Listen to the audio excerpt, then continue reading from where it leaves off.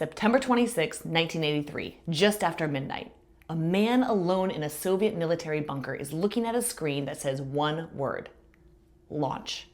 Every alarm in the room is going off. Every protocol he's trained on says report it immediately. And the decision he makes in the next few minutes may be the single most important decision one human being has ever made. And almost nobody knows his name. Lieutenant Colonel Stanislav Petrov is covering a 12-hour shift for a colleague who called in sick. His job is simple: monitor the Soviet early warning satellite system for signs of an American nuclear launch. 3 weeks earlier, Soviet fighters had shot down a Korean Airlines passenger jet, killing all 269 people aboard. Tensions between the superpowers had reached a level historians would later call the most dangerous moment since the Cuban Missile Crisis. Petrov knows this system intimately. He helped write the software, after all.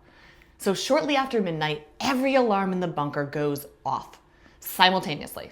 His screen is flashing launch. The radar is reporting a missile fired from the United States. A minute later, the siren again, a second missile. Then 3 more, 5 total, headed for the Soviet Union. The system is declaring high reliability. The protocol is unambiguous: report up the chain immediately. Soviet doctrine requires an immediate retaliatory strike.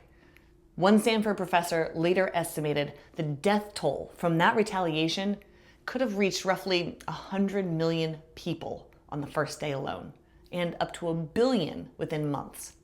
Petrov has minutes to decide, and he does something no algorithm could ever do. He pauses. "I thought the chances were 50-50 that the warnings were real," he said later. "But I didn't want to be the one responsible for starting a third world war." Instead of reporting an attack, he waited for corroborating evidence. 3 things were going through his mind. 1. A real first strike would likely involve hundreds of simultaneous launches. 5 missiles didn't make strategic sense. 2. The ground radar showed nothing. And 3. The system was new and he had doubts about it. None of that was in the data. All of it was in him. The false alarm was eventually traced to a satellite that had mistaken the sun's reflection off the top of clouds for missile launches. Sunlight on clouds. That was the thing that almost ended civilization as we know it. What Petrov did in that bunker is almost neurologically impossible under normal stress conditions. And here's why that matters to you. Under high stress, people experience tunnel vision, a narrowing that filters out anything on the periphery.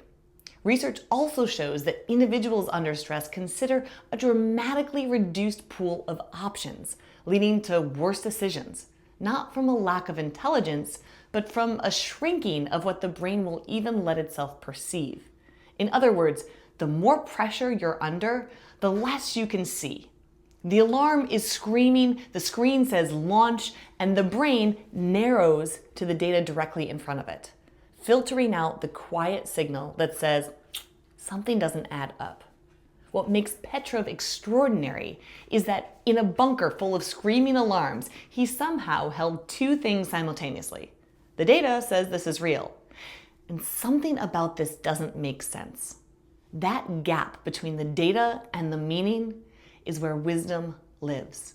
And it's one of the only places a machine cannot go, because a machine has no context for what makes human sense. You are likely not managing a nuclear early warning system, but you are making decisions under pressure every single day with incomplete information and dashboards telling you what to think before you've had a chance to feel what's true. The question Petrov faced is the question you face in every hard room. Do I trust the alarm, or do I pause long enough to ask what it might be missing? Here's the one practice I'd leave you with. Before you respond to any alarm, literal or metaphorical, ask, what would have to be true for this to be wrong? Not to stall, but simply to force your brain out of confirmation bias and into genuine inquiry. Petrov received no reward for what he did. In fact, he was actually reprimanded for improper paperwork and reassigned to a lesser post. The story only became public in the 1990s, and when it did, people called him the man who saved the world. He said, "I was simply doing my job. I was the right person at the right time, that's all." Facts are immediate. Meaning is delayed. Take the time to build the pause into your own decision making. It might just save the world, or at least your world.